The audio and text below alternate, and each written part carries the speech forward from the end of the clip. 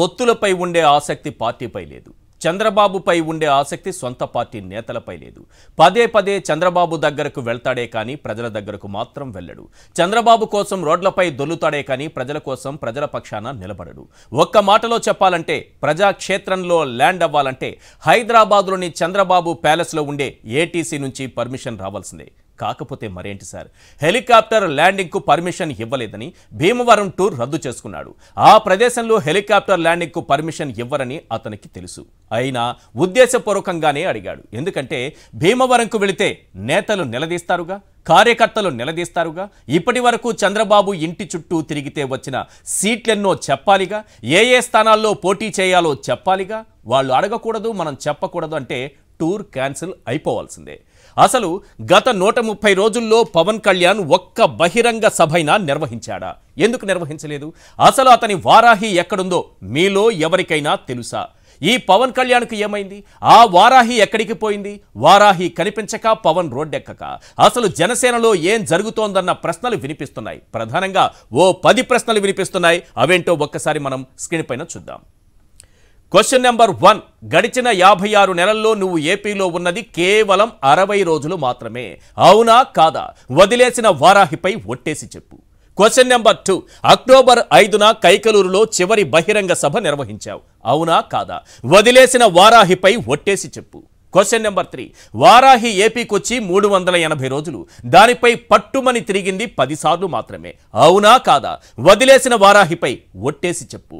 Question number 4, party సభలు గాలి కొదిలి December 21న Lokesh సభలో తళుక్కున మెరిశావు. అవునా కాదా? వదిలేసిన వారాహిపై ఒట్టేసి చెప్పు. క్వశ్చన్ నెంబర్ 5, జనవరి 14న మందడంలో చంద్రబాబుతో గంగిరెద్దు పండుగ చేసుకున్నావు. అవునా కాదా? వదిలేసిన వారాహిపై ఒట్టేసి చెప్పు. క్వశ్చన్ నెంబర్ 6, గత 4 నెలల్లో నీ పార్టీ కోసం ఒక్క సభ కూడా నిర్వహించలేకపోయావు. అవునా కాదా? వదిలేసిన వారాహిపై ఒట్టేసి చెప్పు. క్వశ్చన్ నెంబర్ 7, హెలికాప్టర్ ల్యాండింగ్కి అనుకూలించని ప్రదేశంలో ఉద్దేశపూర్వకంగా అనుమతి అడిగావు. అవునా కాదా? వదిలేసిన వారాహిపై ఒట్టేసి చెప్పు. క్వశ్చన్ నెంబర్ 8, విజయవాడ నుంచి 2.5 గంటల కారు ప్రయాణం చేయలేక భీమవరం టూర్ ఆపేశావు. అవునా కాదా? వదిలేసిన వారాహిపై ఒట్టేసి చెప్పు. క్వశ్చన్ నెంబర్ 9, అప్పుడప్పుడు వస్తావు, ఆ 2 జిల్లాల్లో మాత్రమే సమీక్షలు నిర్వహిస్తావు. అవునా కాదా? వదిలేసిన వారాహిపై ఒట్టేసి చెప్పు. క్వశ్చన్ నెంబర్ 10, ఏపీలో ప్రజల చుట్టూ తిరగాల్సిన నువ్వు చంద్రబాబు ప్యాలెస్ చుట్టూ తిరుగుతున్నావు. అవునా కాదా? వదిలేసిన వారాహిపై ఒట్టేసి చెప్పు. ఈ 10 ప్రశ్నలకు పవన్ కళ్యాణ్ సమాధానం చెప్పాల్సినటువంటి అవసరం ఉంది. వీటిపైనే మనం చర్చించబోతున్నాం. చర్చలో పాల్గొంటున్నారు చింతా రాజశేఖర్ గారు, సీనియర్ అనలిస్ట్, కొండా రాజీవ్ గాంధీ గారు, వైఎస్ఆర్సీపీ అధికార ప్రతినిధి, మనకు లైవ్లో అందుబాటులో ఉన్నారు. అలాగే సామంచి శ్రీనివాస్ గారు, బీజేపీ అధికార ప్రతినిధి, మనకు లైవ్లో అందుబాటులో ఉన్నారు. ఎస్, ముందుగా ఈ డిబేట్ స్టార్ట్ చేసే ముందు ఒకసారి Pawan Kalyan political box office collections అర్థం కాలేదా? సినిమా పరిభాషలో చెబితే అర్థమవుతుందని నేను చెబుతున్నాను. ఎందుకంటే ఒక నాయకుడికి ఉండాల్సినటువంటి లక్షణం ఏంటి, ఒక లీడర్కు ఉండాల్సినటువంటి లక్షణం ఏంటి, ఒక పార్టీని నడుపుతున్నటువంటి నాయకుడిగా పవన్ కళ్యాణ్కు ఉండాల్సినటువంటి లక్షణాలు ఏంటి, ఆయన పొలిటికల్ సినిమాలు ఏమన్నా ఇక్కడ నటిస్తున్నారా అర్థం కాదు. కానీ Pawan Kalyan political box office collections ఒక్కసారి స్క్రీన్ పైన ప్లే చేయండి. ఎస్, చాలా అద్భుతమైనటువంటి అంశాలు ఇందులో దాగున్నాయి. ఒకసారి చూడండి. గత 56 నెలల్లో పవన్ ఏపీలో ఉన్నది అంటే 2019 మే తరువాత, అంటే మే వరకు కొత్త ప్రభుత్వం అనుకోండి, 30-31 వదిలేసేయండి. అక్కడి నుంచి తీసుకుంటే 56 నెలల్లో పవన్ ఏపీలో గడిపింది కేవలం 60 రోజులు మాత్రమే. రైట్, ఇది పక్కన పెడదాం. జనసేన చివరి బహిరంగ సభ ఎప్పుడు జరిగింది? అక్టోబర్ 5, 2023 కైకలూరులో జరిగింది. ఆ తరువాత ఇప్పటి వరకు ఒక్క సభ కూడా పవన్ కళ్యాణ్ నిర్వహించలేదు. సొంత పార్టీ సభ నిర్వహించి ఎన్ని రోజులైందయ్యా బాబు అంటే 130 రోజులైంది. 130 రోజులుగా పవన్ కళ్యాణ్ ఎటువంటి బహిరంగ సభలు నిర్వహించలేదు. ఇక వారాహిని తీసుకొచ్చి ఏపీలో విజయవాడలో కనకదుర్గమ్మ ఆలయం దగ్గర పూజలు నిర్వహించి, ఈ వారాహి మీద నేను వస్తున్నాను, ఎవడాపుతాడో చూస్తా, ఎవడ్రా ఆపేది ఈ వారాహిని అన్నారు. వారాహి ఏపీలో అడుగుపెట్టి ఈ రోజుకు 380 రోజులైంది. 2023 జనవరి 25న ఆయన ఏపీకి వారాహిని తీసుకొచ్చారు. ఇప్పుడు వారాహి పై పవన్ తిరిగింది మొత్తం ఎన్నిసార్లు అయ్యా అంటే ఈ 380 రోజులు అయింది కదా, ఎన్నిసార్లు తిరిగి ఉంటారంటే ఓ 10 సార్లు తిరిగి ఉంటారు. అసలు పవన్ కళ్యాణ్ మిస్ అయిన తరువాత అంటే ప్రజల్లో లేకుండా, ప్రజాక్షేత్రంలో లేకుండా, బహిరంగ సభలు నిర్వహించకుండా, పార్టీ కోసం ఎటువంటి కార్యక్రమాలు, ఏదో సమీక్షలు అయితే చేసుకుంటున్నారు అది వేరే విషయం, ఎటువంటి నిర్దిష్టమైన కార్యక్రమాలు నిర్వహించకుండా ఆయన లోకేష్ సభలో మెరిసింది. ఏ రోజంటే లోకేష్ పాదయాత్ర ముగింపు సభ డిసెంబర్ 21, 2023 యువగళం ముగింపు సభట. బాబుతో ఒక గంగిరెద్దు షో ఒకటి చేశారు జనవరి 14, 2024. ఇది బాక్సాఫీస్ కలెక్షన్స్ ఒకసారి చూడండి. పవన్ కళ్యాణ్ నడుపుతున్నటువంటి జనసేనకు సంబంధించినటువంటి బాక్సాఫీస్ దగ్గర కలెక్షన్స్ సంబంధించినటువంటి డీటెయిల్స్ నేను ఇస్తున్నాను. జనవరి 14, ఈ రోజంతా ఫిబ్రవరి 14 అంటే నెల రోజులైంది గంగిరెద్దు షో చేసి. ఈ రోజు వరకు పార్టీకి సంబంధించి ఒక లిస్టు లేదు, ఒక మేనిఫెస్టో లేదు, ఒక సభ లేదు, ప్రజల కోసం పోరాడింది లేదు, ప్రజల దగ్గరికి వెళ్ళింది లేదు. ఈయన ఏం చేస్తున్నారయ్యా అంటే చంద్రబాబు చుట్టూ తిరుగుతుంటారు. ఎప్పుడు ఎన్ని సీట్లు ఇస్తారు, మేము ఎక్కడ పోటీ చేయాలి, మీరు చెప్తారా లేదా, లేదా ఢిల్లీకి పోయి నేను బీజేపీ వాళ్ళని తీసుకొచ్చేస్తాను అంటున్నారు. మీకు ఈ బాక్సాఫీస్ కలెక్షన్ మొత్తం చూపించాను కదా, ఒక నాయకుడికి ఉండాల్సినటువంటి లక్షణాలు ఏమైనా ఇందులో కనిపిస్తున్నాయా? నెల రోజుల పాటు పవన్ కళ్యాణ్ ఎటువంటి కార్యక్రమాలు నిర్వహించలేదు. ఏ పార్టీలకు ఆ పార్టీలు సొంతంగా వారి కార్యక్రమాలు నిర్వహించుకుంటూ ప్రజల్లోకి వెళుతూ, బీజేపీ కూడా కొత్తగా ఏదో కార్యక్రమాన్ని తీసుకుంది, ప్రజల్లోకి వెళుతోంది. అన్ని పార్టీలు, కాంగ్రెస్ పార్టీ ఏదో ఒక రకంగా ప్రజల్లోకి వెళ్ళే ప్రయత్నం చేస్తోంది. ఇక ప్రధాన పార్టీలు వైఎస్ఆర్సీపీ, టీడీపీ కూడా చేస్తున్నాయి. పవన్ కళ్యాణ్ ఎందుకు ఒక్క చంద్రబాబు చుట్టూనే తిరుగుతూ పొత్తులే ప్రధానం అనుకుంటూ, ఎందుకు పవన్ కళ్యాణ్ పూర్తిగా ప్రజల్ని కానీ పార్టీని కానీ పట్టించుకోకుండా, కార్యకర్తల్ని పట్టించుకోకుండా, నేతల్ని పట్టించుకోకుండా పూర్తిగా దీనికే అంకితమైపోయారు? ఇది బాక్సాఫీస్ కలెక్షన్. ఇందులో ఏమాత్రం తప్పులు ఏమాత్రం లేవు. ఎస్, మీరేం చెప్తారు సార్? ఏంటి బాక్సాఫీస్ కలెక్షన్ చూస్తుంటే చాలా ఆశ్చర్యం వేస్తోంది.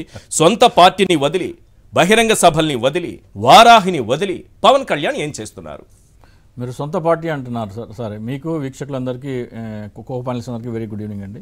మీరు సొంత పార్టీ అంటున్నారు. నాకైతే ఎప్పటి నుంచో అది సొంత పార్టీ కాదు, అది కేవలం చంద్రబాబు నాయుడు స్థాపించిన పార్టీ. దానికి పవన్ కళ్యాణ్ బినామీ అని గత 4 సంవత్సరాలుగా నేను పదే చెబుతూ వస్తున్నాను. చాలామంది ఏమంటారంటే చంద్రబాబు నాయుడుతో పవన్ కళ్యాణ్ పొత్తు పెట్టుకున్నది ఇప్పటం సభ అని చెప్తూ ఉంటారు. అది ఒకసారి మనం వెనక్కి వెళ్తే జగన్మోహన్ రెడ్డి గారు ముఖ్యమంత్రిగా ప్రమాణ స్వీకారం చేసిన తర్వాత నెల రోజులకే కృష్ణానదికి వరద నీరు వచ్చాయి. కరకట్ట ఇంట్లోకి నీళ్ళు వెళ్ళాయండి. చంద్రబాబు నాయుడు ఏం మాట్లాడలా, ఈయన అలాడిపోతున్నాడు. ఒక మాజీ ముఖ్యమంత్రి ఇంట్లోకి నీళ్ళు ఎలా వెళ్తాయి, జగన్మోహన్ రెడ్డి నువ్వేం చేస్తున్నావు అంటున్నాడు. అరే, నిన్నటిదాకా మీ తల్లిని తిట్టాడు అన్నావు, మీ అన్నం తిట్టాడు అన్నావు, మీ సామాజిక వర్గాన్ని అలగజనం అన్నారు అన్నావు. ఆయన ఇంట్లోకి వరద నీళ్ళు వెళ్తే నీకెందుకు, బురద నీళ్ళు వెళ్తే నీకెందుకు, అంత విలవిల్ల ఆడిపోయావు ఎందుకు? అదైపోయింది. విశాఖపట్నంలో భవన నిర్మాణ కార్మికుల సభ పెట్టారు. పక్కన ఎవరున్నారండి? ఒకవైపు అచ్చెన్నాయుడు, ఇంకోవైపు అయ్యన్నపాత్రుడు. ఇవన్నీ చూస్తుంటే ఇంకా జనసేన పార్టీ ప్రజల కోసం ఏదో చేస్తుంది అంటే ఇవన్నీ కాదు. అలాగే పవన్ కళ్యాణ్ కూడా భారతీయ జనతా పార్టీతో పొత్తు పెట్టుకున్నారని భారతీయ జనతా పార్టీ నాయకులు ఏదో బహుశా 2020లో సంబరపడ్డారేమో. కాకలు తిరిగిన చాణక్యుడైన అమిత్ షాని, నరేంద్ర మోడీని పవన్ కళ్యాణ్ అంటే చంద్రబాబు నాయుడు ఎత్తుగడలో నటించిన పవన్ కళ్యాణ్ బోల్తా కొట్టించాడు. బీజేపీతో పొత్తు పెట్టుకున్న తర్వాత అమరావతి వచ్చిన పవన్ కళ్యాణ్ ఒక విలేకరు అడిగారు, బహుశా సాక్షి విలేకరేమో, వైసీపీ కూడా ఎన్డీఏలోకి వెళ్తుందని ఊహాగానాలు ఉన్నాయి, ఇద్దరికి మంత్రి పదవులు ఇస్తా అంటున్నారు, వైసీపీ కనుక ఎన్డీఏలోకి వెళ్తే మీరు కొనసాగుతారా ఎన్డీఏలో అంటే పవన్ కళ్యాణ్ చెప్పిన సమాధానం అవకాశం ఉంటే ఎప్పుడైనా ప్లే చేయండి. నేను భారతీయ జనతా పార్టీతో పొత్తు పెట్టుకున్నది 3 రాజధానుల ప్రకటన రద్దు చేయించడం కోసం. అంటే భారతీయ జనతా పార్టీతో పొత్తు పెట్టుకున్నది కూడా అమరావతి ఎవరికి? చంద్రబాబు నాయుడు కోసం. సో ఆయన ఏ పని చేసినా చంద్రబాబు నాయుడు కోసమే చేస్తారు. ఆయన ఉచ్ఛ్వాస నిశ్వాసాలు కూడా చంద్రబాబు నాయుడు కోసమే. ఇక వారాహి వచ్చింది ఆంధ్రప్రదేశ్కి, అది కలర్ డిస్ప్యూట్ ఏదో వచ్చింది అని చెప్పి అంటే ఎవడరా మనల్ని ఆపేది అన్నారు. ఆ డైలాగ్ పట్టుకొని ఆంధ్రప్రదేశ్లో ఉన్న జన సైనికులందరూ ఊరు వాడ ఎవడరా మనల్ని ఆపేది అని బ్యానర్లు వేశారు. ఈ రోజున మీరు చెప్పిన గణాంకాలు చూస్తే మనకి స్పష్టంగా అర్థమవుతుంది. దాదాపు 17 రోజులు అంటే 386 రోజుల్లో 17 రోజులు మాత్రమే వారాహి మీద ఉన్నారు. అందులో కూడా 17 రోజుల్లో కూడా వారాహి మీద కాదు, ఆ మీటింగ్లో 7 రోజుల మీటింగ్లో 2 రోజులు 3 రోజుల వారాహి పడితే 3-4 రోజులు మామూలు మీటింగ్లు. సో మీరు మీ పార్టీ పట్ల మీకున్న చిత్తశుద్ధి ఏంటి అనేది ఒకసారి గమనించాలి. 2014 నుంచి 2019 వరకు సీఎం జగన్మోహన్ రెడ్డి గారు ఆంధ్రప్రదేశ్ ప్రజల మధ్యలో ఎన్ని రోజులు ఉన్నారో ఒకసారి చూడాలి మనం. 341 రోజులు ఆయన పాదయాత్ర చేశారు. అసెంబ్లీ సమావేశాలు కానీ లేకపోతే ఆంధ్రప్రదేశ్లో వివిధ పర్యటనలు కానీ లేకపోతే ఢిల్లీలో జంతర్ మంతర్ దగ్గర దీక్షలు కానీ ఏదైనా సరే జగన్మోహన్ రెడ్డి గారు 612 రోజులు, నేను నా గూగుల్ దీనిలో వెతికిన దీని ప్రకారము 612 రోజులు ఉన్నారు. అంటే ఒక 5 సంవత్సరాల టర్మ్లో 1826 రోజులు ఉంటే దాంట్లో 1/3 ఎవ్రీ 3 రోజుల్లో ఒక రోజు జగన్మోహన్ రెడ్డి గారు ఆంధ్రప్రదేశ్లో ఉన్నారు. పవన్ కళ్యాణ్ గారు గత 5 సంవత్సరాల్లో ఎన్ని రోజులు ఉన్నారా అంటే మనకి 60 రోజుల కంటే ఎక్కువ లెక్క తేలట్లేదు. అది కూడా ఏంటి మరి అంటే ఏంటి 56 నెలలు 60 రోజులు అంటే దాదాపు 60 నెలలే వేసుకోండి. ప్రజలు కూడా ఇలా ఓడిచ్చారు. జగన్మోహన్ రెడ్డి గారు విపక్ష నేతగా ఉన్నప్పుడు ఆయన 33% అంటే ప్రతి 3 రోజులకి ఒక రోజు ఆంధ్రప్రదేశ్లో ఉంటే 33% రోజులు ఆయన ఆంధ్రప్రదేశ్లో ఉంటే పవన్ కళ్యాణ్ కేవలం 3% రోజులు ఉన్నారు. 3% రోజులు మాత్రమే ఆంధ్రప్రదేశ్లో ఉన్నారు. అందుకనే ఈయన 5% వచ్చి ఆయనకి 50% వచ్చి. సో ప్రజలు మొత్తం పక్కాగా లెక్కలు వేసుకొని ఓట్లేస్తున్నారు. సో ఆంధ్రప్రదేశ్లో ఎవరు ఎన్ని రోజులు ఉన్నారు ఏకోసం ఇంకా పవన్ కళ్యాణ్ రోజులు మాత్రమే. ఏం సార్ ఇది ఇప్పటి వరకు 60 రోజులేనా ఆయన తిరిగింది మొత్తం ఆంధ్రప్రదేశ్లో? సార్ చాలా లిబరల్ గా ఇచ్చానండి. నేను లెక్కేశాను. ఇప్పుడు వారాహి వచ్చి ఏడాది అయింది, ఏడాదిలో 15 రోజులు. అంతకుముందు సంవత్సరం పవన్ కళ్యాణ్ ఎక్కడున్నాడు? 2 సంవత్సరాలు కరోనా ఇంట్లో పడుకున్నారు. ఎక్కడున్నారు పవన్ కళ్యాణ్? పవన్ కళ్యాణ్ అంటే గెలిచిన ఏకైక సీట్ ఆయన రాజోలులో డిండిలో మీటింగ్ పెట్టడానికి 2 నెలలు టైం తీసుకున్నారు. అంటే ఏ రాజకీయ నాయకుడు అయినా సరే ఆయన గెలిపించిన ఏకైక సీట్ అయితే మొట్టమొదటి వెళ్ళి అక్కడ ప్రజలకి ధన్యవాదాలు చెప్తారు, అక్కడ సభ నిర్వహించి. దానికి 2 నెలల సమయం తీసుకున్నారు. ఇప్పుడు ఏంటి చివరి బహిరంగ సభ జరిగింది అక్టోబర్ 5 కైకలూరులో అంటున్నారు. తర్వాత ఎందుకు ఆయన సభలు పెట్టలేకపోతున్నారు? ఎందుకు ప్రజల్లోకి వెళ్ళలేక? ఆయన ఇప్పుడు చెప్తున్నానండి, అంటే పవన్ కళ్యాణ్ మీకు ఒక స్టాటిస్టిక్స్ చెప్తే మీరు ఆశ్చర్యపోతారు. ఏదైనా ఎవరి కోసం చేస్తున్నారంటే చెప్తున్నాను నేను. ఆయన పార్టీ పెట్టిన తర్వాత చేపడతానన్న మొట్టమొదటి పోరాటం ప్రత్యేక హోదా పోరాటం. ఆయన 9/9/2016 అంటే ఆయన ఏం చెప్పారంటే తిరుపతిలో ఆగస్టు 28, 2016 ఏం చెప్పారంటే నేను ప్రత్యేక హోదా కోసం 3 అంచెల పోరాటం చేస్తాను. అందులో మొదటి విడతలో భాగంగా 13 జిల్లాల్లో 13 మీటింగ్లు పెడతాను, రెండోది ఫలానా చేస్తాను, మూడోది ఫలానా చేస్తాను అన్నారు. 9 సెప్టెంబర్ 2016 ఆయన కాకినాడలో బహిరంగ సభ పెట్టారు. తర్వాత అక్టోబర్లో ఏమీ పెట్టలేదు. నవంబర్లో ఆయన సభ పెడితే ఏమన్నారంటే ఉరి సంఘటనలో సైనికులను మనం కోల్పోయాం కాబట్టి నేను 1 నెల పోస్ట్పోన్ చేశాను. పోయిన నెల జరగాల్సిన ఈ మీటింగ్ ఇప్పుడు అనంతపూర్లో 1 నెల ఆలస్యంగా జరుగుతుందని 10 నవంబర్ 2016 మీటింగ్ పెట్టారు. ఆ తర్వాత ఈ లోపల ఏమైందంటే కేంద్ర ప్రభుత్వం ప్రత్యేక హోదా కాదు ప్యాకేజ్ అనే ప్రకటన వచ్చిందండి. ప్యాకేజ్ అనే ప్రకటన వచ్చినాక ఈయన ఆపేశాడు. 3 అంచెల పోరాటం, 2వ దశ 3వ దశ దేవుడు ఎరుగు. 13 జిల్లాల్లో 13 మీటింగ్లు పెడతానని 2 మీటింగ్లు పెట్టి దుకాణం ఎత్తేశారు. ఎందుకని? చంద్రబాబు నాయుడుకి సాటిస్ఫై ప్రత్యేక ప్యాకేజీ చాలు అన్నారు కాబట్టి ఈయన ఆపేశాడు. అంటే మీరు ఎవరి కోసం ఎవరి కనుసైగ మేరకు మీరు యాత్రలు చేస్తున్నారు, మీటింగ్లు పెడుతున్నారు, పార్టీ పెట్టారు అనేది ఒక్కసారి నాకు 1 గంట టైం ఇస్తే పవన్ కళ్యాణ్ ఉచ్ఛ్వాస నిశ్వాసాలు కూడా చంద్రబాబు నాయుడు కోసమే నేను ఆధారాలతో సహా నేను ప్రూవ్ చేయగలను. ఏమి చేసినా అంటే చిరంజీవి చేస్తే పార్టీ ఎలా బ్రతుకుతుంది? పార్టీ ఆయన అయితే కదండి, ఆయన కేవలం బినామీ. ఎన్నికలు వస్తున్నాయి, ఎన్నికల్లో ప్రతి పార్టీ కూడా ఏ పార్టీ అయినా సరే ఎంతో కొంత పెర్ఫార్మ్ చేయాలనుకుంటుంది. ఇది ఆయన కేవలం కాపు ఓట్లని ఎటు కావాలంటే అట్లా బదిలీ చేయడానికి కోసం చంద్రబాబు నాయుడు పెట్టించిన పార్టీ. అందుకని రాయలసీమలో అడుగు పెట్టింది. ఎందుకు పెడతారండి? రాయలసీమలో ఈ రోజు వరకు ఒక్కసారి కూడా కనపడలేదు. ఎందుకు పెడతారు? ఆయన ఉభయ గోదావరి జిల్లాలు తప్ప ఆయన ఓటు బ్యాంక్ లేదు. 14%, 11% పోయినసారి కూడా ఉంది. అభిమానులు ఉన్నారు, అక్కడ కూడా ఉన్నారు. కానీ మీరు 2%, 3% కదా. ఇప్పుడు 2 లక్షల మందిలో 2% మంది అంటే 5,000 మంది పోగైపోతారు. 5,000 మంది పోగైపోతే చాలా సభ అయిపోతుంది. కానీ మీకు అది కావదు కదా. మీరు అసలు పార్టీ ఎవరి కోసం పెట్టారు ఏంటి? మీ సొంత పార్టీ నాయకులే మిమ్మల్ని కలవడానికి, మీరు ప్రజల దాకా వెళ్ళారు, పార్టీ నాయకులే కలవడాయన. మీరు ఒక పార్టీ స్థాపించి మీరు ఒకసారి చూడండి, మీరు పార్టీ స్థాపించేది మొట్టమొదటి కార్యవర్గం ఎవరయ్యా అంటే Mahender Goud vice president, Shankar Goud Telangana incharge, Hariprasad media, Yadav నాగేశ్ను, రియాజు. వీళ్ళందరూ ఎవరయ్యా అంటే పవన్ కళ్యాణ్ సినిమాకి ఐటెం సాంగ్లకి చిత్తు కాగితాలు ఇచ్చేవాళ్ళు. వీళ్ళతో పార్టీ పునాది పడింది. అంటే మీ పార్టీ ఎలా అంటే కేవలం ప్రజలని మభ్యపెట్టడానికి ఇది ఒక పార్టీ అని చూపిస్తున్నారు.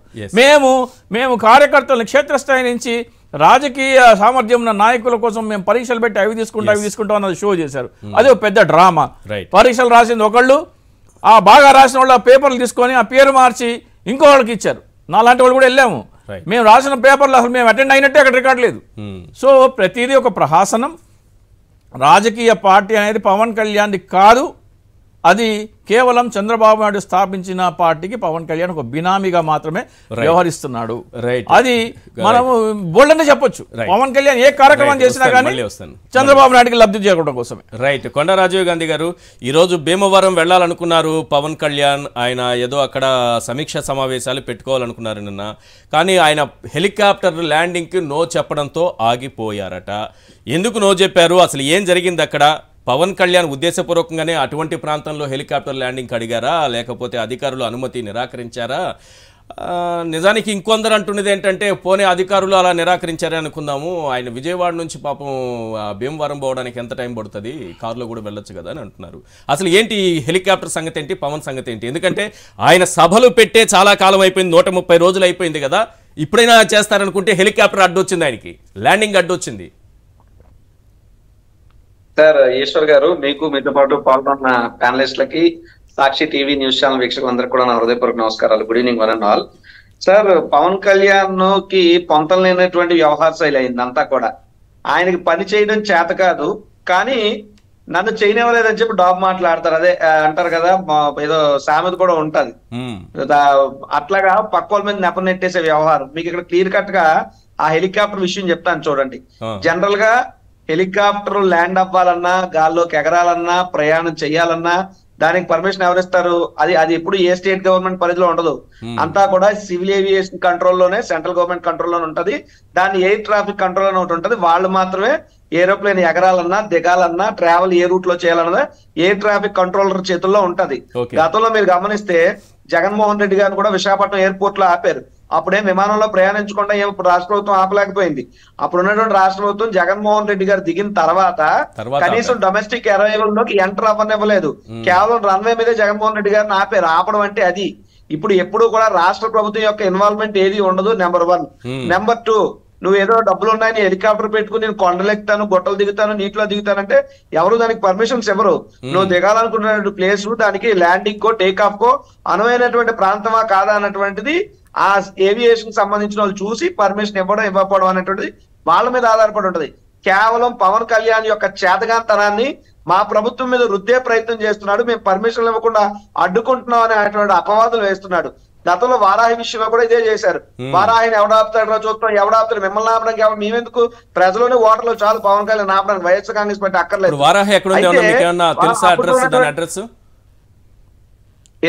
వారాహి అడ్రస్ ఎక్కడుందో ఏమన్నా తెలుసా? అంటే మీరు గతంలో మీకు గుర్తుంటే పవన్ కళ్యాణ్ గొప్ప చెనుక్కులు మాట్లాడుతుంటాడు. ఆయన చెనుక్కులని గతంలో చెప్పాడు. అన్నవరం మీటింగ్ వచ్చినప్పుడు తన చెప్పులు పోయి ఎవరికైనా కనపడ్డాయని అడిగాడు పవన్ కళ్యాణ్.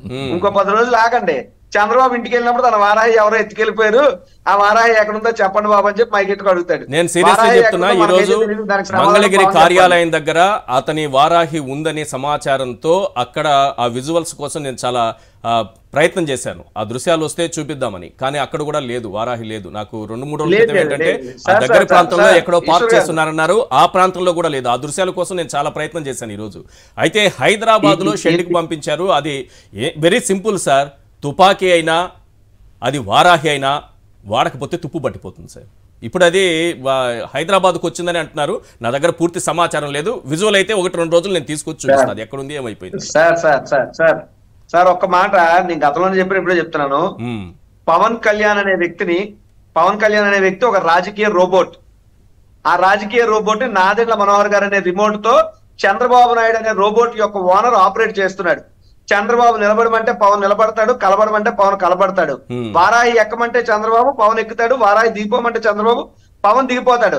ఇప్పుడు ప్రస్తుతానికి చంద్రబాబు ఇచ్చినటువంటి కమాండ్ మేరకు పవన్ కళ్యాణ్ శిరసావిస్తున్నటువంటి బానిస యాంగిల్ ఏదైతే ఉందో అందులో భాగంగా వారాహిని మూటగట్టి మూలను పెట్టారు. మీకు వారాహి అడ్రస్ కావాలంటే తిన్నంగా లోకేష్ నో చంద్రబాబునో ఏమన్నా మీరు అడిగితే వాళ్ళు సరైన సమాధానం చెప్తారు తప్పితే పవన్ కళ్యాణ్ ఏమీ తెలియవు. మీరు ఒకటి గమనించండి, తన సొంత పార్టీని చంపేస్తూ చంద్రబాబు కోసం రాజకీయంగా బతకాలని ఆలోచించే వ్యక్తి పవన్ కళ్యాణ్. ఇక్కడ వచ్చే ఇబ్బంది అల్లా ఏమిటంటే పవన్ తాను చంద్రబాబుకు బానిసగా చేసుకున్నాడు తప్పితే పవన్ కళ్యాణ్ వెనకాల ఉండే కార్యకర్తలు, జనసేన పార్టీ నాయకులు ఎవరు ఆ రకంగా లేరు సార్. మీకు 2-3 ఎగ్జాంపుల్స్ చెప్తాను. ఉదాహరణకి విజయవాడ వెస్ట్ లో పోతిన మహేష్ తెగ మాట్లాడి కూడా ఆయన పవన్ కోసం. ఈ రోజు ఎక్కడున్నాడు పోతిన మహేష్? సీట్ ఉందా పోతిన మహేష్ కి? పోనీ వైజాగ్ భీమిలి పవన్ కళ్యాణ్ కోసం బట్టలు చింపు తిరిగాడు ఆ పంచకర్ల సందీప్ అని కుర్రాడు. ఆ అబ్బాయి సీట్ ఉందా కనీసం పొత్తులో భాగంగా? ఇంకా అంటే అక్కడ వరకు ఇంకా ఎందుకంటే లిస్ట్ పవన్ రాలేదు కళ్యాణ్ కదా, ఎక్కడైనా ఇస్తారేమో. పోటీ చేశాడు. అంటే లిస్ట్ ఇంకా రిలీజ్ కాలేదు ఒక కదా, మాట రేపు సార్, ఇవ్వడం ఇస్తారేమో. కాదు ఒక మాట ఈశ్వర్ గారు, ఆ. పవన్ కళ్యాణ్ గారు ఇందాక విశ్లేషకులు మాట్లాడుతూ రాజోలు ఒక సీట్ వచ్చింది అక్కడికైనా కనీసం వెళ్ళాలని అన్నారు. నిజానికి పవన్ కళ్యాణ్ 2019 ఎన్నికల్లో నేను గెలిచినా ఓడిపోయినా వారానికి 2 సార్లు లేకపోతే 2 వారాలకు ఒకసారైనా గాజువాకు వస్తారని 10 మందిలో ప్రామిస్ చేశాడు. మొత్తం ఇప్పుడు ఆంధ్రప్రదేశ్ లో ఉన్నదే 60 రోజులు లెక్కేస్తే అంతే, ఒక్క రోజు కూడా గాజువాక రాలేదు. సో కాబట్టి ఏంటంటే పవన్ కళ్యాణ్ పోతుని మహేష్ సీట్ ఇప్పిస్తాడా, పంచకల్ల సందీప్ ఇప్పిస్తాడా, పంచకల్ల రమేష్ బాబుకి ఇప్పిస్తాడా అనే దానికంటే పవన్ కళ్యాణ్ దమ్ముంటే నా ఛాలెంజ్ ఇది స్వీకరించాలి. ఆయనకి చేతనైతే పొత్తులో 30 సీట్లు 50 సీట్లు తెచ్చుకోవడం కాదు. ఆయన ఇంత ముందు పోటీ చేసిన గాజువాకలో భీమవరంలో అన్న పోటీ చేయమనండి వెళ్ళి, ఆ గతి గత్యంతరం కూడా లేదు. పవన్ కళ్యాణ్ జెండా పట్టుకుని జన సైనికులు వెళ్తుంటే మొన్న మా ఉత్తరాంధ్రలో ఆ శంకారామ సభ ఏదైతే ఉందో అక్కడికి వెళ్ళిన వాళ్ళు తన్నేరు తెలుగుదేశం పార్టీ వాళ్ళు, జనసేన వాళ్ళందరినీ కిందేసి మీదేసి అధికారం రాకముందే, పొత్తు కుదరక ముందే, సీట్ల ప్రకటన రాకముందే ఈడ్చి జన సైనికులు తెలుగుదేశం వాళ్ళు తంతున్నారే. రేపు ఉదయం ఏమన్నా ఉంటే అసలు జన సైనికులు బతకనిస్తారా? ఆ జెండా పట్టుకొనిస్తారా? అందుకే చెప్తున్నాను, 2024 ఎన్నికల తర్వాత రిజల్ట్ ఏదైతే కానివ్వండి, జనసేన పార్టీ అనేటువంటిది రాజకీయంగా సమాధి అవుతుంది, డౌట్ ఏం లేదు. సమాధి చేసే వ్యక్తి చంద్రబాబు అయితే, సమాధి అవుతున్నా సరే సైలెంట్ గా ఉండే వ్యక్తి పవన్ కళ్యాణ్. రైట్. సామంతి శ్రీనివాస్ గారు, ముందు బీజేపీ గురించి చెప్పండి సార్. అసలు మీరు ఏ కార్యక్రమాలు నిర్వహిస్తున్నారు? ఎందుకంటే ఎలక్షన్స్ దగ్గర వస్తున్నాయి, చాలా బిజీగా గడుపుతున్నారు. కార్యాలయాలు ఓపెన్ చేసుకోవడం, అభ్యర్థులు ఎక్కడెక్కడ ఏ నియోజకవర్గం 175 నియోజకవర్గాల్లో ఆశావాహులు ఎవరున్నారో చూసుకోవడం, అలాగే 25 పార్లమెంటు స్థానాల్లో ఎవరు ఆశావాహులు ఉన్నారో చూసుకోవడం. ఈరోజు కూడా మీ పార్టీకి సంబంధించి కొంతమంది నాయకులు ఢిల్లీకి వెళ్ళారు. అంటే పార్టీని ఎట్లా మనం రేపు ఎన్నికలకి ఎలా సన్నద్ధం కావాలి, ఈ అంశాలన్నీ మాట్లాడడానికి ఏంటి మీ పార్టీ వ్యూహం చెప్పండి ఫస్ట్.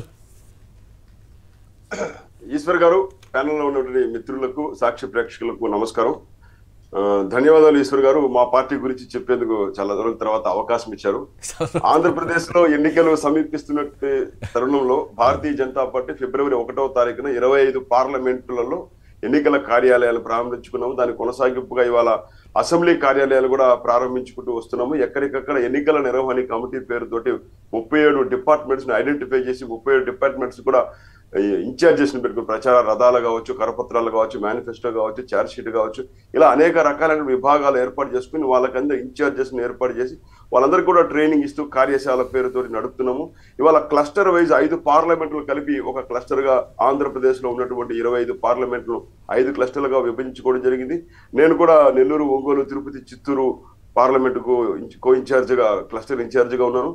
క్లస్టర్ వైజ్ గా కేంద్ర నాయకులు, ధన్యవాదాలు, కేంద్ర మంత్రులు, కేంద్ర నాయకులు, నడ్డా గారు, అమిత్ షా గారు, ఇతర మంత్రులందరూ కూడా క్లస్టర్ వైజ్ పర్యటనలు చేపట్టబోతున్నాం. ఇక జరిగేటువంటి కార్యక్రమాలను కూడా క్లస్టర్ ఆధారంగా నిర్వహించుకోబోతున్నాం. ఈ నెల 22వ తారీఖు శివరాజ్ సింగ్ చౌహాన్ గారు మా క్లస్టర్ లో 3 రకాల కార్యక్రమాలు నిర్వహించుకోబోతున్నాము. నెల్లూరులో ఒక బహిరంగ సభ, అదే విధంగా మేధావులతోటి తిరుపతిలో ఒక సభను ఏర్పాటు చేసుకుంటున్నాము. ఎన్నికల నిర్వహణ కమిటీతో కూడా ఒక సమాలోచన చేసేదానికోసం వివిధ రకాల కార్యక్రమాలు ఏర్పాటు చేసుకుంటున్నాం. ఉత్తరాంధ్ర క్లస్టర్ కు రాజ్నాథ్ సింగ్ గారు రాబోతున్నారు. అయితే ఇదే క్రమంలో ప్రజల మధ్య వెళ్లేందుకు కానీ ఇటీవల చేసినటువంటి పల్లెకు పోదాం అనేటువంటి కార్యక్రమంలో భాగంగా 24 గంటల పాటు 20,000 గ్రామాల్లో 20,000 మంది కార్యకర్తలు ఉండడము, అక్కడ ఉన్నటువంటి పార్టీ పరిస్థితులు బేరీజు వేయడం, అదేవిధంగా కేంద్ర ప్రభుత్వ పథకాల యొక్క లబ్ధిదారులు గుర్తించడం, అర్హులను కూడా గుర్తించి మరిన్ని లబ్ధిదారులుగా వాళ్ళకి చేరే విధంగా ప్రయత్నం చేసాము. అది కూడా పూర్తయింది. ఈశ్వర్ గారు, పల్లెకు పోదాం అనేటువంటి కాన్సెప్ట్ ప్రధానమంత్రి నరేంద్ర మోడీ గారు ఈ దేశంలో ఉన్నటువంటి 7 లక్షల కంటే ఎక్కువ గ్రామాల్లో ప్రతి బీజేపీ కార్యకర్త పర్యటించాలి, ప్రతి గ్రామాన్ని బీజేపీ స్పర్శించాలి, అక్కడ ఉన్నటువంటి పరిస్థితులు, కేంద్రం మనం ఇంతకాలం చేసినటువంటి పథకాల యొక్క లబ్ధి చేరుతుందా, ఎలా ఉందనే విషయాన్ని పట్ల అంచనా వేసేందుకు మోడీ గారు ఇచ్చినటువంటి ఆలోచన మేరకు కార్యరూపమే ఇవాళ గావ్ చలో అభియాన్ దేశవ్యాప్తంగా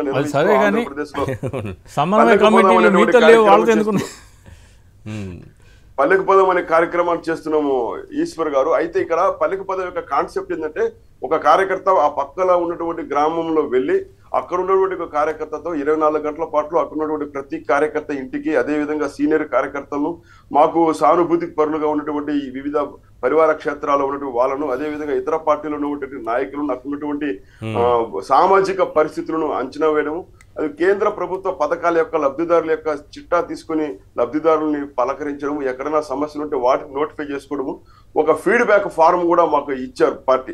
సో అక్కడ ఉన్నటువంటి అన్ని రకాల పరిస్థితులు ఫీడ్బ్యాక్ ఫారం ద్వారా రానున్న ఎన్నికలకు అన్ని రకాలుగా సన్నద్ధమవుతున్నారు. రానున్నటువంటి ఎన్నికలకు అన్ని రకాలుగా సన్నద్ధమవుతున్నారు. రైట్. ఇదే ఏ పార్టీకైనా ఉంటుంది సార్. ఏ పార్టీ అయినా సరే ఎన్నికలు వస్తున్నాయంటే చాలా యాక్టివ్ గా తయారవుతారు. చెప్పండి సార్. బీజేపీతో పొత్తులో ఆ రకంగా సన్నద్ధమవుతూ శ్రేణులను సమాయత్తం చేస్తూ ఏ పరిస్థితుల్లో ఎలాంటి నిర్ణయం వచ్చినా కూడా ఎన్నికలను సమర్థంగా ఎదుర్కోవడానికి చేస్తున్నాం. ప్రజాపోరు పేరుతోటి ఇవాళ ప్రజాపోరు 2 పేరుతోటి ఫిబ్రవరి 22 నుంచి ఫిబ్రవరి నెలాఖరు దాకా కూడా మేము అన్ని అసెంబ్లీ నియోజకవర్గాల్లో ఇక్కడ ఉన్నటువంటి అధికార పార్టీ అధికారంలోకి రాకముందు ఇచ్చినటువంటి హామీలు దాన్ని ఏదైతే వైఫల్యం చెందారో వైఫల్యాల పట్ల ఎత్తి చూపుతూ, అదే విధంగా మేము చేస్తున్నటువంటి సాయం, ఇక్కడ జరుగుతున్నట్టు అభివృద్ధి పథకాలు ఫలాల యొక్క వివరాలను ప్రజల్లోకి తీసుకెళ్లేందుకు ప్రజాపూర్ అనే కార్యక్రమాన్ని కూడా మేము ప్రారంభించబోతున్నాము. Right, very good. ఎందుకంటే నేను సార్ మీ దగ్గర ఎందుకు ఇదంతా చెప్పించానంటే, అంటే మీరు మీ పార్టీ ఈ వేదికపై నుంచి మీరు చెప్పుకోవడం అంటే ఎన్నికలకు ఒక పార్టీ ఎలా సన్నద్ధమవుతుంది, రేపు జరిగేటటువంటి ఎన్నికల పోరాటంలో ఏ రకంగా మనం పోరాటం చేయాలి, మన పార్టీని మనల్ని నమ్ముకున్నటువంటి కార్యకర్తల్ని లేదా మనల్ని నమ్ముకున్నటువంటి ప్రజల్ని ఏ రకంగా మనం ఈ ఎన్నికల యుద్ధంలో గెలిపించుకోవాలి అని ప్రతి పార్టీకి ఒక తపన ఉంటుంది. ఎస్, బీజేపీ కూడా 175 నియోజకవర్గాలకు సంబంధించి, అసెంబ్లీ నియోజకవర్గాలకు సంబంధించి 25 పార్లమెంటు స్థానాలకు సంబంధించి సన్నద్ధమవుతోంది. కానీ ఇక్కడ పవన్ కళ్యాణ్ అనేటటువంటి వ్యక్తి, మీతో పొత్తులో ఉన్నటువంటి జనసేన పార్టీ 56 నెలల్లో ఆయన ఏపీలో ఉన్నది 60 రోజులు. చివరి బహిరంగ సభ జరిగింది అక్టోబర్ 5న. సొంత పార్టీ సభ పెట్టి 130 రోజులు. వారాహి ఏపీలో అడుగుపెట్టి 380 రోజులు. దానిపైన ఆయన తిరిగింది అంటే కంటిన్యూస్గా తిరిగింది 10 సార్లు, రోజులు కాదు 10 సార్లు. లోకేష్కి సంబంధించినటువంటి సభలో ఒకసారి కనిపించారు డిసెంబర్ 21న. బాబుతో ఒక గంగిరెద్దు షో చేశారు జనవరి 14న. ఇప్పటికి 4 రోజులైంది. ఒక్క కార్యక్రమం కూడా లేదు, ఏమీ లేదు సార్. ప్రశాంతంగా కూర్చున్నారు. హెలికాప్టర్కి పర్మిషన్ లేదు అంటున్నారు. ఏంటి ఒక నాయకుడికి ఉండాల్సినటువంటి లక్షణమేనా? ఇట్లా రాజకీయ పార్టీలు ఎన్నికల సమయంలో ఎందుకు ఈ విధంగా ఉంటుంది? కేవలం చంద్రబాబు కోసం ఆయన ఇంటి చుట్టూ తిరిగితే పార్టీ గెలుస్తుందా? నాదొక చిన్న ప్రశ్న సార్. కోఆర్డినేషన్ కమిటీ అని నియోజకవర్గాల వారీగా తెలుగుదేశం జనసేన వాళ్ళు కోఆర్డినేషన్ కమిటీలు వేసుకున్నారు కదా, అలాంటి కోఆర్డినేషన్ కమిటీలు బీజేపీతో ఉన్నాయా లేదా? ఎందుకంటే అధికారికంగా పొత్తులో ఉన్నది వాళ్ళతో ఉన్నాయి. అటువంటి ఏమైనా ఉన్నాయా లేదా? దయచేసి సామంచి ప్లీజ్. ఈశ్వర్ గారు, ఎన్నికల సమీపించిన తర్వాత రాజకీయ పార్టీలు ఒక్కొక్కరిది ఒక్కో రకమైనటువంటి విధానాలు, ఆలోచనలు, వ్యూహాలు ఉంటాయి. అవును. అదే విధంగా గతంలో కూడా చూసాము, విరివిగా అనేక సందర్భాల్లో ప్రజల మధ్యకు రావడము, వివిధ రకాలైనటువంటి కార్యక్రమాలు సమర్థవంతంగా నిర్వహించడంలో జనసేనాని పవన్ కళ్యాణ్ గారు ఫలవంతమయ్యారు. అయితే మీరన్నట్టు ఎంతకాలం పర్యటించారు, ఎక్కడెక్కడ ఆగారు, మళ్ళీ మధ్యలో ఎందుకు బ్రేక్ తీసుకున్నారు అనేది వాళ్ళ యొక్క వెసులుబాటు, వాళ్ళు జనంలో గడపాలనుకున్నాం, లేక వాళ్ళ పార్టీలో తీసుకున్నటువంటి నిర్ణయాలు, వాళ్ళు ఏదైతే అవసరం అనుకుంటారో ఏ ప్రాంతంలో, అది వాళ్ళకు వ్యూహాలు అయితే ఖచ్చితంగా ఉంటాయి. అలా ఒకవేళ మనము ఏ పార్టీ నాయకుడు ఎవరు ఎంతకాలం ఉన్నారు పబ్లిక్ లో అనుకుంటే, ఇవాళ జగన్మోహన్ రెడ్డి గారు అంతకంటే ముందర ఎన్నికలకు ముందు ప్రతిపక్ష నేతగా ఉన్నప్పుడు ఎప్పుడు జనంలోనే ఉండేవారు. పాదయాత్ర పేరుతో కానీ, సభల పేరుతో కానీ, ప్రభుత్వ వ్యతిరేక ఉద్యమాల పేరుతో కానీ జనం మధ్య ఉండేవారు. తీరా ఆయన అధికారంలోకి వచ్చిన తర్వాత ఇటీవల ఒకసారి మనం కానీ గమనిస్తే సొంత పార్టీ నేతలకు కూడా, ఎమ్మెల్యేలకు కూడా అపాయింట్మెంట్ ఇవ్వని కారణంగా నేను నా ఒక అభిప్రాయం చెప్పదలుచుకుంటున్నాను ఈ వేదిక ద్వారా. ఇవాళ జరుగుతున్నటువంటి జగన్మోహన్ రెడ్డి గారి యొక్క నాయకత్వం పట్ల నమ్మకం లేక వీడుతున్నటువంటి నేతల వెనుక ఉన్నటువంటి కారణం ముఖ్యంగా జగన్మోహన్ రెడ్డి గారి యొక్క వ్యవహార శైలి కారణంగానే. వ్యవహార శైలి, నేను ఇంకా పవన్ కళ్యాణ్ వ్యవహార శైలికి ఎంతమంది పార్టీ వదిలి వెళ్ళిపోయారు ఈ లెక్కల్లోకి వెళ్ళాం అనుకోండి, ఇక్కడే ఉన్నారు ఒక ఎగ్జాంపుల్. అవి కాదు, ఈ పార్టీని ఎంతమంది వదిలి వెళ్ళిపోయారు, ఇవన్నీ ఇవి లెక్కలు కాదు. ఒక రాజకీయ పార్టీ ప్రజాక్షేత్రంలో ఎన్నికల సమయంలో చేయాల్సింది ఏంటి? ఆయన నమ్ముకున్నటువంటి వాళ్ళు ఏమైపోవాలి? ప్రజాక్షేత్రంలో ఉండాలన్నా, చంద్రబాబు ఇంటి చుట్టూ తిరగాలన్నా? ఇదే కదా. ఆయన ఎక్కడ 130 రోజుల నుంచి ఒక్క సభ కూడా పెట్టకుండా చంద్రబాబుతో ఆయన ప్యాలెస్లో, హైదరాబాద్ ప్యాలెస్లో ఎన్నిసార్లు సమావేశమయ్యారు? ఇది కదా. మనం ఆ లెక్కన పార్టీ వదిలిపోయి ఈ డీటెయిల్స్ లోకి వెళ్తే అది వేరే చర్చ అవుతుంది సార్. ప్లీజ్ దీంట్లోకి వచ్చేసింది. ఎందుకంటే మళ్ళీ నేను ఇప్పుడు నా దగ్గర సీఎంది నెక్స్ట్ మంత్ వరకు రాబోయే షెడ్యూల్ మొత్తం నా దగ్గర ఉంది. దాంట్లో ఆ డీటెయిల్స్లోకి నేను వెళ్ళాలనుకోవట్లేదు. ఇప్పుడు మన సబ్జెక్ట్ ఏంటంటే, ఒక రాజకీయ పార్టీ నడుపుతున్న వ్యక్తి ఆ పార్టీ కోసం ఏం చేస్తున్నారు ఒక లీడర్గా. ఇప్పుడు మీ పార్టీకి ఇన్ని కార్యక్రమాలు చెప్పారు కదా ఎన్నికల ముందు. ఎంత చక్కగా వివరించుకుంటూ వచ్చారు. మరి జనసేన అమాయకులు అయిపోయారు కదా వాళ్ళందరూ, ఆయన నమ్ముకున్న వాళ్ళందరూ. ఏదో 2 జిల్లాలకు వెళ్ళడం, ఆ 2 జిల్లాల్లో కొంతమంది నమ్ముకున్నటువంటి తన సామాజిక వర్గానికి చెందినటువంటి యువకుల్ని మోసం చేయటం, వాళ్ళని తీసుకొచ్చి చంద్రబాబుకు ఓట్లు వేయించేలా చేయటం, ఇది తప్ప ఎక్కడైనా కనిపిస్తోందా? మిగతా రాయలసీమ ప్రాంతానికి వచ్చారా? పోనీ చెప్పండి. మీతో పొత్తులో ఉండేటటువంటి పవన్ కళ్యాణ్ ఎక్కడైనా రాయలసీమలో పర్యటించి సభలు పెట్టి సమీక్షలు చేసి ఏమైనా చేశారా? అది చెప్పండి.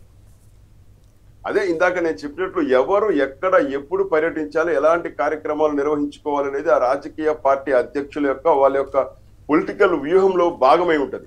ఖచ్చితంగా పవన్ కళ్యాణ్ గారు మొన్నటిదాకా అనేక రకాలైన కార్యక్రమాలు తీసుకొచ్చారు.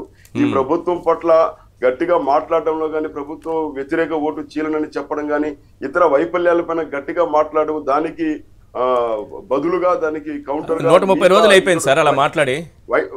ఎక్కడ పోయారు? ఎన్నికల టైంలో ఎక్కడ పోయారు అనేది కదా ప్రశ్న. ఈశ్వర్ గారు, తెలుగుదేశం కార్యక్రమం, జనసేన కార్యక్రమం ఏమంటున్నా అంటే ఏదైనా ఒక అంశానికి మనము కన్ఫైన్ అయినప్పుడు అన్ని పార్టీల యొక్క వ్యవహార శైలి చూడాలి. రైట్, నేను అందుకే మీ పార్టీ వ్యవహార శైలి చెప్పాను. వైఎస్ఆర్సీపీకి సీఎం గారి ప్రోగ్రామ్, వాళ్ళ అధికార పార్టీ కాబట్టి సీఎం కార్యక్రమాలు వాళ్ళ కార్యక్రమాలుగా చెప్పుకుంటారు. ఎస్, మిగతా నేను ఇంకోటి చెప్తాను సార్, నేను సింపుల్గా చెప్తున్నాను వినండి. చంద్రబాబు నాయుడు గారు అదేదో రా కథలు అంటూ ఆయన రోడ్డు పైన ఏదో సభలు పెట్టి తిరుగుతున్నారు. అలాగే లోకేష్ ఏదో శంకారావం అనాల్సిన శంకారావం అంటున్నారు, ఆయన ఆ కార్యక్రమం పెట్టి ఆయన తిరుగుతున్నారు. నిజం గెలవాలని చంద్రబాబు గారి సతీమణి ఆమె తిరుగుతున్నారు. మరి పవన్ కళ్యాణ్ ఎందుకు తిరుగుతారు సార్? వాళ్ళ చుట్టూ ఎందుకు తిరుగుతారు సార్? ఇది కదా. జన సైనికులందరూ ఒక్కసారి ఆలోచించండి, ఆ పార్టీ నాయకులు ఆలోచించండి, కార్యకర్తలు ఆలోచించండి. అందరూ రోడ్ల మీద తిరుగుతుంటే, ఎన్నికలకు సమాయత్తం అవుతుంటే, పవన్ కళ్యాణ్ మాత్రం నాకు ఎన్ని సీట్లు ఇస్తావు, నేనేం చెప్పుకోవాలి, ఏ స్థానాలు పోటీ చేయాలి, ఎన్ని సీట్లు ఇస్తావు, చంద్రబాబు చుట్టూ తిరుగుతున్నారు. ప్రజాక్షేత్రంలో ఎక్కడున్నారు ఆయన? జనం మధ్యలోకి వెళ్దామని భీమవరం పర్యటనకి వెళ్తే అనుమతులు ఇవ్వకుండా వేధిస్తున్నటువంటి ఈ పరిస్థితుల్లో పవన్ కళ్యాణ్ తిరగలేదంటే ఎట్లా? ఇప్పుడు ఆయన ఒక భారీ కార్యక్రమం ఏర్పాటు చేసుకుని అక్కడ ఏదో సమీక్షలు నిర్వహించుకోవడం కోసం అని వెళ్ళేటువంటి ప్రయత్నంలో ఉన్నారు. తీరా అక్కడ అనుమతి ఇవ్వలేదు. ఆల్టర్నేటివ్ హెలిప్యాడ్ అడిగితే కూడా దానికి కూడా అనుమతి ఇవ్వలేదు. ఇవాళ ఎందుకు ప్రతిపక్ష నాయకుల యొక్క పర్యటనలు, విపక్షాల యొక్క కార్యక్రమాలను అనుమతులు ఇవ్వకుండా వేధించేటువంటి పరిస్థితుల్లో ఉన్నటువంటి ప్రభుత్వాన్ని కూడా మనం ప్రశ్నించాలి. నా దగ్గర సమాధానం ఉంది. నేను ఇప్పటి వరకు ఎందుకు చెప్పలేదంటే, మీరు ఇది లేవనెత్తారని తెలిసే ఒకసారి అక్కడ భీమవరంలో పవన్ కళ్యాణ్ పర్యటన కోసం ఆయన అడిగినటువంటి హెలిప్యాడ్ దగ్గర, అదేంటంటే ఒక కాలేజ్ దగ్గర అడిగారు. స్థానిక విష్ణు ఇంజనీరింగ్ కళాశాల ఆ మైదానంలో అడిగారు. అక్కడ చుట్టూ చెట్లు ఉన్నాయి, తర్వాత చుట్టూ బిల్డింగులు పెరిగాయి, హెలికాప్టర్ దిగడానికి అనుకూలంగా లేదు. గతంలో ముఖ్యమంత్రి హెలికాప్టర్ కూడా అక్కడ దిగడానికి అనుమతి లేదని అధికారులు నిరాకరించారు. ఒకసారి అధికారులు బయట ఒకటి ప్లే చేయండి. R&B ఇంజనీరింగ్ అధికారి లోకేశ్వరరావు మాట్లాడారు. ఏం మాట్లాడారు ఒకసారి ప్లే చేయండి. ఇది అందరూ వినాలి. అంటే తప్పించుకోవడానికి పవన్ కళ్యాణ్ ఏం చేస్తున్నారు? భీమవరంకి వెళితే షట్టు పట్టుకొని నిలదీస్తారు. ఏమయ్యాయి సీట్లు, ఎన్ని సీట్లు వచ్చాయి, ఎన్ని సీట్లు పట్టుకొచ్చావు చంద్రబాబు చుట్టూ తిరిగని, అది చెప్పకుండా తప్పించుకోవడానికి ఈ హెలికాప్టర్ నాటకాలు ఆడుతున్నారు. ఒకసారి ఆ బయట ప్లే చేయండి ప్లీజ్. మేము విష్ణు కాలేజీలో ఇన్స్పెక్ట్ చేశామండి. ఇన్స్పెక్ట్ చేస్తే అది నామ్స్ ప్రకారం civil aviation norms blue book ఉంటుందండి. అది దాని నామ్స్ ప్రకారం అది బిలో 100 మీటర్స్ లోపు ఏ హై రైజ్ బిల్డింగ్స్ కానీ, చెట్లు కానీ, ఏమి HT లైన్స్ కానీ, LT లైన్స్ కానీ ఏమి ఉండకూడదండి. ఆ నామ్స్ ప్రకారం మేము ఇన్స్పెక్ట్ చేసి అదే రిపోర్ట్ మేము ఇచ్చామండి.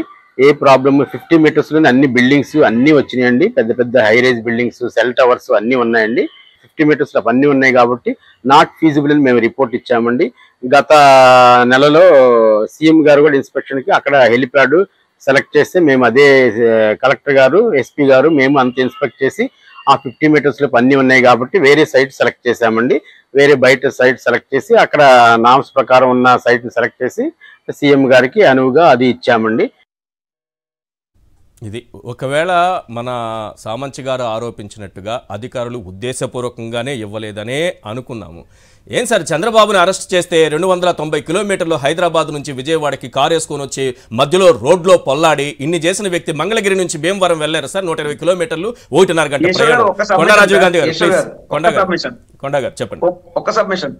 ఇందాక సామంచి గారు మాట్లాడితే ఏమన్నారంటే, ప్రతిపక్ష నేతలని ఇలాగా ఈ హెలికాప్టర్ మీద వెళ్తా ఉంటే పర్మిషన్లు ఇవ్వకుండా ప్రభుత్వం ఇబ్బంది పెడుతుంది అని అన్నారు.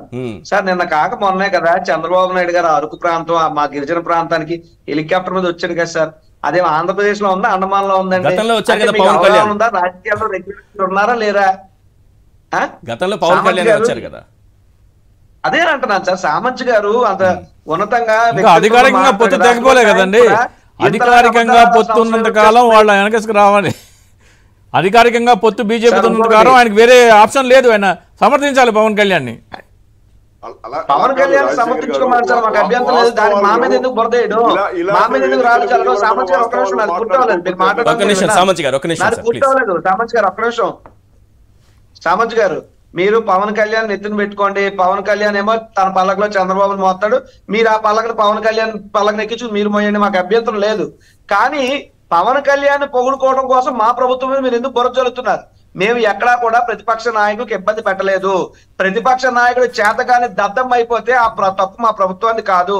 ఒకవేళ అవ్వలేదు, హెలికాప్టర్ దిగడానికి అక్కడ ఫీజిబిలిటీ లేదు, పర్మిషన్ ఇవ్వలేదు, సివిల్ ఏవియేషన్ నామ్స్ యాక్సెప్ట్ చేయలేదు, రోడ్డు మీద వెళ్ళడానికి ఏమొచ్చిందండి? వారాహికి టైర్లు లేవా? వారాహి బండ్లోని చంద్రబాబు నాయుడు పెట్రోల్ కొట్టించిన డీజిల్ కొట్టించిన కార్యకర్తల మీద ప్రజల మీద అభిమానం ఉంటే చంద్రబాబు డబ్బులు ఏమన్నారా మీటింగ్ కి? రాజీవ్ గారు ఆ ప్రశ్న రోడ్డు మీద వెళ్ళడానికి ఏదో అన్నారు, ఏమొచ్చింది ఏదో అన్నారు కదా, ఆ ప్రశ్న మీరు ఎప్పుడైనా జగన్మోహన్ రెడ్డి గారిని అడిగారా? ఒక ముఖ్యమంత్రి ప్రోటోకాల్ ప్రశ్నించకండి సార్. అదంతా చదువు లేని అమాయకుల కోసం మీలాంటి వాళ్ళు, అమాయకుల్ని మభ్య పెట్టడానికి మీలాంటి వాళ్ళు మాట్లాడతారు. మీకు ప్రోటోకాల్ తెలుసు కదా, ఎందుకు ఇవన్నీ మాట్లాడతారు? సామంత్ గారు ప్లీజ్ దాన్ని తప్పుదారి పట్టించండి. మీరు ఒక లాయరు, ఇదే పవన్ కళ్యాణ్ ఎన్నిసార్లు హెలికాప్టర్ వేసుకుని తిరగలేదు? మరి ఇప్పుడు ఎందుకు అనుమతులు విన్నారు కదా క్లియర్ గా? ఎస్ ప్లీజ్ ప్రశ్న అడిగారు, నేను సమాధానం చెప్తాను. సామంత్ గారు ప్రశ్న అడిగారు, నేను సమాధానం చెప్తాను. సామంత్ గారు ఎట్లా అన్నారంటే ఒక్క మాటతో సప్త సముద్రాలు దాటినటువంటి సామంత్ లాంటి తెలివైన వ్యక్తి కాల్ జారి పులికాలో తుల్లుని పడిపోయాడట. అలాగా ఒక ముఖ్యమంత్రికి ఉన్నటువంటి ప్రోటోకాల్ ఏంటి, ఆయన టైమింగ్స్ ఏంటి, ట్రాఫిక్ ఏంటి, ముఖ్యమంత్రి గారు రోడ్డు మీద వస్తే ఏ విధమైన ఇబ్బంది ఉంటుంది, ఎయిర్ లో వస్తే ఏ విధమైనటువంటి అనుకూలత ఉంటాయి, ఇవేం తెలీదా? మరి ఎందుకంటే మోడీ గారిని కూడా రోజు రోడ్ల మీద కార్లు వేసి తిరగమానండి, ఫ్లైట్లు అక్కడ మానిమానండి, మీ అమిత్ షా గారిని మానిమానండి, మీ నడ్డా గారిని మానిమానండి, మీరు మాత్రం విమానాలు ఎక్కువ తిరిగేస్తారు. మా ముఖ్యమంత్రి అయితే మీ గుండెల్లోని ములులు గుచ్చుకున్నాడు నెప్ప. ఏంటండి ఇది? చంద్రబాబుకు పవన్ బానిస అయిపోయాడు, మీరు ఎప్పుడు పవన్ బానిసలు అయిపోయారు ఎంతలాగా? ఇది తప్పు. మీ వ్యక్తిత్వం పవన్ కళ్యాణ్ కాపాడడానికి మీరు దిగజారిపోతున్నారు. పవన్ కళ్యాణ్ రూట్ మ్యాప్ ఇస్తామని మీరు ఏం చేశారు? నిజాలు నిర్భయంగా మాట్లాడేందుకు బీజేపీ వెనుకాడదనే విషయం మీకు తెలుసు రాజీవ్ గారు. ఏది వాస్తవాలు మాట్లాడుకోవాలి. వైజాగ్ పర్యటనలో కూడా పవన్ కళ్యాణ్ కి అడ్డు తగిలారు, వైజాగ్ పర్యటనలో అనుమతి ఇవ్వడంలో కూడా తగిలారు. కాదు మాట్లాడండి. రాజీవ్ గారు ఎన్ని రకాలుగా సీఎం గారికి కూడా అక్కడ పర్మిషన్ లేదు అన్నారు. సీఎం గారు కూడా అక్కడ దిగాలనుకున్నప్పుడు పర్మిషన్ లేదు, వేరే ప్రాంతంలో చూసుకోవాల్సి వచ్చిందని చెప్పారా లేదా? క్లియర్ గా విన్నారా లేదా? మీరు అధికారులు చెప్పిన మాటే కదా. ఇప్పుడు ఆయనకు ఉన్నటువంటి పర్యటనల కారణంగా రద్దు చేసుకొని ఇంకొక ఇంపార్టెంట్ కార్యక్రమానికి అటెండ్ కావాల్సి ఉందేమో. ఆ మాట చెప్పండి మరి. ఆ మాట చెప్పండి. సినిమా షూటింగ్ ఉందా ఏంటి? చంద్రబాబు ఇంటికి వెళ్ళడం ఇంపార్టెంట్ పని. చంద్రబాబు ప్రజలకు మించింది ఏముంది సార్? కరెక్టే. ఇంపార్టెంట్ పని అది చెప్పండి. రాజీవ్ గారు మీరు ఎన్ని ఆరోపణలు చేయొచ్చు, ఇప్పుడు మీకు స్వేచ్ఛ ఉంది. ఇప్పుడు మీ మీద కాదు కదా పవన్ అంటే మీరు ఎందుకు ఫీల్ అవుతున్నారు? అయితే అదే సమయంలో నేనేమంటాను, వాస్తవాలు కూడా మనం మాట్లాడుకుందాం. చింతా గారు ఒక క్వశ్చన్ చెప్తాను నేను. ఇతను నిజంగానే ఒకవేళ సామంత్ శ్రీనివాస్ గారి ఆరోపణే వాస్తవమని కొంతమంది నమ్ముతారు. సరే నమ్మనివ్వండి, ఏం తప్పేం లేదు, నమ్మితే వాళ్ళ ఇష్టం, దాన్ని ఎవరు కాదనరు. ఉద్దేశపూర్వకంగానే హెలికాప్టర్ ఆయనకి ల్యాండింగ్కి అనుమతి ఇవ్వలేదు అంటున్నారు. ఓకే, అది కూడా ఆ సామంత్ శ్రీనివాస్ గారి ఆరోపణని కాసేపు ఇటు పక్కన పెట్టి మాట్లాడుకుందాం. నీకు నిజంగా అభిమానం ఉంటే పార్టీ పైన అంత ప్రేమ ఉంటే, అభిమానుల పైన అంత ప్రేమ ఉంటే, కార్యకర్తల పైన అంత ప్రేమ ఉంటే, సమీక్ష నిర్వహించాలనేటటువంటి ఆలోచన ఉంటే రోడ్డు మార్గంలో 1.5 గంట, ఎక్కువ టైం కూడా కాదు, 1.5 గంట సేపు 120 కిలోమీటర్లు రోడ్డుపై నుంచి వెళ్తే 1.5 గంట పడుతుంది. వెళ్ళి సమీక్ష ఎవరు నిర్వహించద్దన్నారు? సార్ ఇక్కడ నా పాయింట్ ఏంటంటే, చంద్రబాబు నాయుడిని అరెస్ట్ చేస్తే అప్పుడు ప్రత్యేక విమానంలో రావాలనుకున్నప్పుడు అనుమతి లేదంటే, అది రాత్రి అయిందో ఏదో చీకటపడిందో ఏదో సంథింగ్, అనుమతి లేదంటే ఆయన వెంటనే కారు వేసుకొని 300 కిలోమీటర్లు హైదరాబాద్ నుంచి బయలుదేరారు. పైగా చంద్రబాబు కోసం రోడ్డు మీద పొర్లు దండాలు కూడా పెట్టారు, అటు ఇటు దొర్లి దండాలు పెట్టారు. Best TDP award. మరి నీ పార్టీ కోసం పొర్లు దండాలు పెట్టాలి. అక్కడ చూడండి ఆ విజువల్స్. ఇది హంగామా చేసింది. ఈరోజు భీమవరం ఎందుకు వెళ్ళావు? వెళితే షర్టు పట్టుకొని నిలదీస్తారు నిన్ను, ఎన్ని సీట్లు తీసుకొచ్చావు చంద్రబాబు నుంచి అని. ఆ ప్రేమ, అక్కడ చంద్రబాబు మీద ఉన్న ప్రేమ సొంత పార్టీ పైన ఎందుకు లేదు? భీమవరం ఎందుకు వెళ్ళలేదు? ఇక్కడ అదొకటే కాదు, ఆ రోజున ఎందుకు ఆపారు అది కూడా చెప్తాను. నాదెండ్ల మనోహర్ గన్నవరం ఎయిర్పోర్ట్లో ఒక స్టేట్మెంట్ ఇచ్చారు. చంద్రబాబు నాయుడు అరెస్ట్ చేస్తే సంఘీభావం తెలపడానికి వస్తున్న పవన్ కళ్యాణ్ విమానాన్ని టేక్ ఆఫ్ అవనివ్వలేదు అని చెప్పారు. అవును, అంటే ఆయన సంఘీభావం తెలపడానికి వస్తున్నారు, అందుకని ఆపారు. లా అండ్ ఆర్డర్ ప్రాబ్లం వస్తుంది. చంద్రబాబు నాయుడు కోసం తెలుగుదేశం కార్యకర్త ఎవడు రోడ్డు మీదకి రావట్లేదు. ఈయన వచ్చి ఆయన అభిమానులు కనసాగ చేస్తే బస్సులు తగలెట్టంటారు, రైళ్లు తగలెట్టండి అని ఏం చెప్తారు అని పోలీసులు ప్రికాషనరీ మెజర్గా ఆయన ఆపారు. దానికి ఆయన ఏమన్నారు, నా పార్టీ ఆఫీస్ మీటింగ్కి వెళ్తుంటే నన్ను ఆపారు అంటున్నారు. కానీ నాదెళ్ల మనోహర్ గన్నవరం విమానాశ్రయంలో ఇచ్చిన స్టేట్మెంట్ ఏంటంటే చంద్రబాబు నాయుడుకి సంఘీభావం తెలపడానికి వస్తున్న పవన్ కళ్యాణ్ని టేక్ ఆఫ్ అవనివ్వలేదని చెప్పారు. ఇక పవన్ కళ్యాణ్ ఇది చూద్దాం. ఆయన గత ఎన్నికల కంటే ముందర ఒక 10 పేర్లు చెప్తాను నన్ను. ఏ నాయకులను చేసుకున్నారు, తోట చంద్రశేఖర్, జేడి లక్ష్మీనారాయణ, ఆర్ఎంఆర్, చింతల పార్థసారథి, ఆర్డీఏ విజయబాబు, ముత్తంశెట్టి గారు, మారిశెట్టి గారు, అద్దెపల్లి, మాదాసు గంగాధరం గారు, ఆకుల సత్యనారాయణ, పులిశేఖర్, ఇట్లా 20 మందిని గత ఎన్నికల కంటే ముందర కొద్దిగా జస్ట్ బిఫోర్ చేసుకున్నారు. అంటే ఏంటంటే నిజంగా పార్టీ మీద అభిమానుల మీద ఆయనకు ప్రేమ ఉంటే వెళ్ళేవారా కాదా భీమవరంకి? అంటే ఇక్కడ ఎందుకంటే ఇది కేవలం చంద్రబాబు నాయుడు ఏమనుకుంటే గత ఎన్నికల్లో కాపులు నాకు ఓట్లేరు కాబట్టి అందరూ జనసేనకి ఏంటి అని కాపుల పార్టీని నమ్మించడానికి చేస్తున్నారు. అంటే ఆయన ఏం చేసినా కానీ చంద్రబాబు నాయుడు డైరెక్షన్ ప్రకారమే చేస్తారు. ఈ నాయకులందరినీ మళ్ళీ ఎన్నికలు అయిపోగానే బయటికి పంపించేశారు. ఇక్కడ మీరు అదే చెప్తున్నా కదా, చంద్రబాబు నాయుడు ఆయనకి ఏది మేలు జరుగుతుందో అది మాత్రమే చేస్తారు. ఇప్పుడు ఈవెన్ భారతీయ జనతా పార్టీతో పొత్తు కూడా అమరావతి ఏకైక రాజధానిగా ప్రకటన కోసం మాత్రమే పొత్తు పెట్టుకున్నానని పవన్ కళ్యాణ్ సొంతంగా ఇచ్చిన బయటనే ఒకవేళ రేపు వాళ్ళు ఒక రాజధానికో దీనికో దానికి ఇప్పుడు లేదనుకోండి, బీజేపీ నుంచి ఏ రాష్ట్రం ఇష్టం ఆ రాష్ట్రం మీరు ఎక్కడైనా కట్టుకోండి అంటే వీళ్ళని అందనుకోండి, అప్పుడు వదిలేస్తారా ఉంటారా? అప్పుడు దాకా ఎందుకు సార్? తిరుపతి బై ఎలక్షన్ వచ్చింది, ఈయన ఏమన్నారు, ప్రచారానికి రమ్మంటే నాకు కరోనా వచ్చింది అన్నారు. అయ్యో బాబా నిజంగానే కరోనా వచ్చిందేమో అనుకున్నారు, 3వ రోజు తగ్గిపోయింది అన్నారు. వీళ్ళకి బుర్రలో బలు వెలగక లేకపోతే గత్యంతరం లేక నాకైతే అర్థం కాదు. కానీ పవన్ కళ్యాణ్ బద్వేల్ బై ఎలక్షన్లో కానీ, తిరుపతి బై ఎలక్షన్లో కానీ, గత కొన్ని కార్యక్రమాలు సంయుక్తంగా చేపడదామన్న కార్యక్రమాలు కానీ వేటికి భారతీయ జనతా పార్టీకి ఆయన సహకారం అందించలేదు. వాళ్ళకి తెలుసు, స్పష్టంగా తెలుసు. కానీ ఎందుకో మరి వాళ్ళు ఇంకా అధికారికంగా పొత్తు తెగే వరకు వాళ్ళకి వేరే గత్యంతరం లేదు. కాబట్టి పవన్ కళ్యాణ్ని ఎలాగైతే పవన్ కళ్యాణ్ చంద్రబాబు లేకుండా పవన్ కళ్యాణ్ ఉండలేరు, బహుశా వాళ్ళు కూడా పవన్ కళ్యాణ్ లేకుండా బీజేపీ లేదనే భ్రమలో ఉన్నారేమో. ఇప్పటి వరకు పార్టీకి సంబంధించిన లిస్టు రాకపోవడం, చంద్రబాబు చుట్టూ తిరిగిన అభ్యర్థుల లిస్టు ఒకటి కూడా రాకపోవడం, ఆయన సమాధానం చెప్పుకోలేకపోవడం, ఎన్ని స్థానాలు ఇస్తారో కూడా తెలియదు ఇప్పటి వరకు. ఇవన్నీ తెలియకుండా పవన్ కళ్యాణ్ నిజంగానే ప్రజల్లోకి వెళ్లే అవకాశం ఉందా? సమీక్షలకు వెళ్లే అవకాశం ఉందా? సమీక్షలకు వెళ్ళి ఏం చెప్తారు? ఇక్కడ పవన్ కళ్యాణ్ బీజేపీతో పొత్తు ఏంటి ఉండాలా లేదా, లేకపోతే కేవలం చంద్రబాబు నాయుడుతో కలిసి వెళ్లాలా అనేది ఇంకా లేదు. ఇక్కడ చంద్రబాబు నాయుడు గారు మొన్న ఢిల్లీ వెళ్ళి అమిత్ షా గారిని కలిసి వచ్చారని చెప్తున్నారు.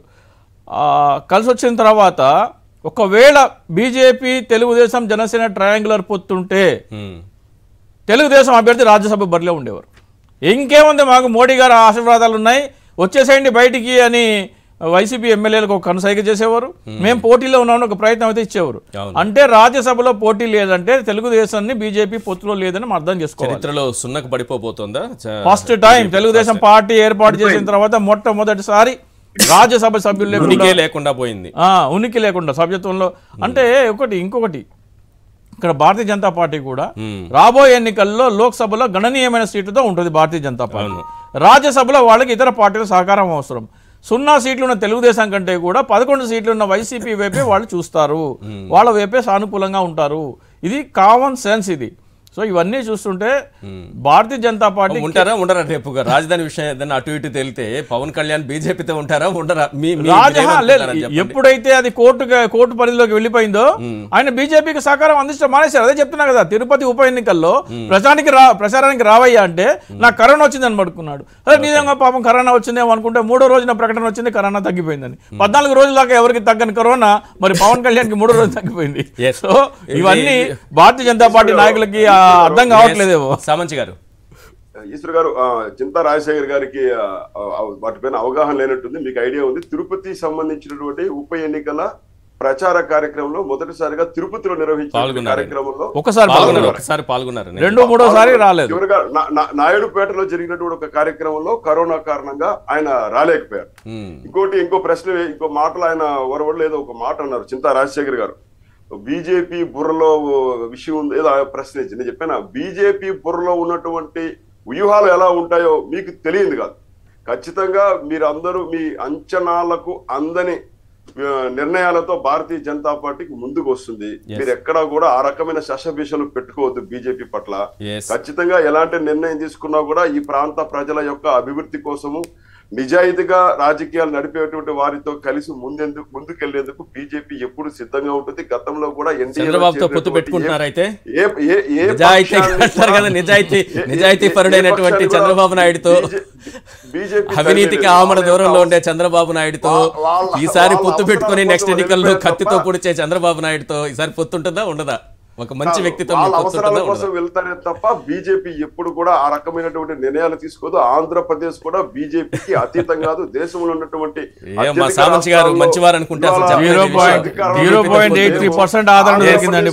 చేదు కాదు. ఆంధ్రప్రదేశ్ ప్రజలను కూడా మెప్పించేటువంటి బాధ్యత మాకుంది. ప్రజలు విజ్ఞులు, ఖచ్చితంగా బీజేపీని ఆదరిస్తారు. రైట్. కొండరాజీవ్ గాంధీ గారు, ఒక విషయం చెప్పండి. టీడీపీ అనేది చరిత్రలో ఈసారి దాని ప్రాతినిధ్యం లేకుండా జీరోకి పడిపోబోతోంది రాజ్యసభలో. ఏం చెప్తారు? ఇంత దారుణమైన పరిస్థితికి కారణం ఏంటి? పడిపోబోతుంది కాదు సార్, పడిపోయింది. ఆ సభ్యుల ఇది అయిపోయింది. ఇంకా కొత్త సభ్యులు ఎవరో ఒక అమాయకులు పెట్టాలి కదా. వర్లరామయ్య లాంటి వాళ్ళని ముందుకు పెట్టాలి కదా. ఈసారి రాజ్యసభ ఎంపీ ఇస్తున్నానని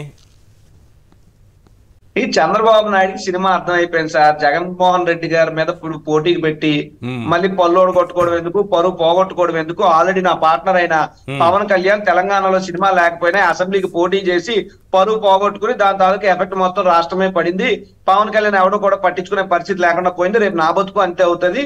నాకు అవకాశం లేకపోయినా నేను పెట్టాను అంటే నా బతుకంతా కొనుక్కోవడాలు అమ్ముకోవడాలే రాజకీయంగా. కాబట్టి అందరూ నన్ను మరోసారి తిట్టుకుంటారు, ప్రజలు ఇంకా అసహించుకుంటారని చెప్పి భయపడినటువంటి చంద్రబాబు ఎటు పోటీ పెట్టినా నెగ్గవు అని తెలిసిన చంద్రబాబు దెబ్బకి సైలెంట్ గా మూలను కూర్చుండిపోయాడు. నేనైతే ఒకటే చెప్తున్నా, నేనేమంటానంటే చంద్రబాబు చేతులు ఎత్తేశారు. ఓకే, ఇప్పుడు మొదటిసారి హిస్టరీలో ఆయనకు ప్రాతినిధ్యం రాజ్యసభలో టీడీపీ అనేది లేకుండా, అసలు ఉనికే లేకుండా పోతోంది. రైట్. చేతులెత్తేసిన చంద్రబాబు చుట్టూ, చేతులెత్తి నిలబడిన చంద్రబాబు చుట్టూ ఈయన ఎందుకు పవన్ కళ్యాణ్ తిరుగుతున్నారు? అదే సార్, ఇప్పుడు ఎవడు కొడితే దిమ్మ తిరిగి మైండ్ బ్లాక్ అయిపోతాను సినిమా డైలాగ్ ఉంది మహేష్ బాబు గారిది. అలా రాజకీయంగా ఎవడు కొడితే దిమ్మ తిరిగి 41 ఏళ్ల చరిత్ర కూడా, రాజకీయ చరిత్ర కూడా రాజ్యసభలో శూన్యం అయిపోద్దో ఆయనే వైఎస్ జగన్మోహన్ రెడ్డి గారు. రాజకీయంగా ఆయన కొట్టినటువంటి దెబ్బకు, అంటే ఆ దెబ్బ ఏంటంటే నిజాయితీ అనే దెబ్బ, ట్రాన్స్పరెన్సీ అనే దెబ్బ, సంక్షేమం అనే దెబ్బ, అభివృద్ధి అనే దెబ్బ, ఇన్ని దెబ్బలు తగిలేటప్పటికి చంద్రబాబు కళ్ళు తిరిగి భూమి పచ్చ కనబడి రాజ్యసభలో వాళ్ళ పార్టీ చతికిలు పడిపోయింది. ఈ విషయం అందరికీ తెలుసు. అయినా సరే పవన్ కళ్యాణ్ తిరుగుతున్నాడు. అంటే ఎందుకు తిరుగుతున్నాడు? ప్యాకేజ్ మహిమ, సినిమా డైలాగ్ ఉంటుంది కదా, తాబీజ్ మహిమ అన్నట్టు. ఎంత చంద్రబాబుకి సినిమా లేదు, చంద్రబాబు రేపు ఎన్నికల్లో ఓడిపోతాడు. అది రాజ్యసభ అయినా, లోక్సభ అయినా, శాసనసభ అయినా, ఏ సభ అయినా చంద్రబాబు మాత్రం రాజకీయంగా కనుమరుగవడం ఖాయం అన్నటువంటి విషయం రాష్ట్ర ప్రజలు ప్రతి ఒక్కరికి తెలిసినా పవన్ కళ్యాణ్ తిరుగుతున్నాడంటే ప్యాకేజ్ మహిమ, అది తప్పితే ఇంకోటేం కాదు. పవన్ కళ్యాణ్ రాజకీయంగా చెప్పండి, ఆ రెండు జిల్లాల్లో ఏది తూర్పు పశ్చిమ, ఈ రెండు జిల్లాల్లో మాత్రమే పవన్ కళ్యాణ్ ఎందుకు సమీక్షలు పెడుతున్నారు? ఎందుకు అక్కడ మాత్రమే సభలు పెడుతున్నారు? ఎప్పుడు ఒక నియోజకవర్గం సమీక్ష 4 రోజులు నిర్వహించారు. ఇది ఇంకా ఆశ్చర్యకరమైన విషయం. ఒక నియోజకవర్గానికి 4 రోజులు సమీక్ష చేస్తే 175 నియోజకవర్గాలకి ఎన్ని రోజులు సమయం పడుతుంది? ఎన్ని రోజులు ఉంది? ఆయన ఎప్పుడు చేస్తారు? సరే, అది ఎంత టైం అయినా తీసుకునివ్వండి. ఆ 2 జిల్లాలకే ఎందుకు పరిమితం అయిపోయారు?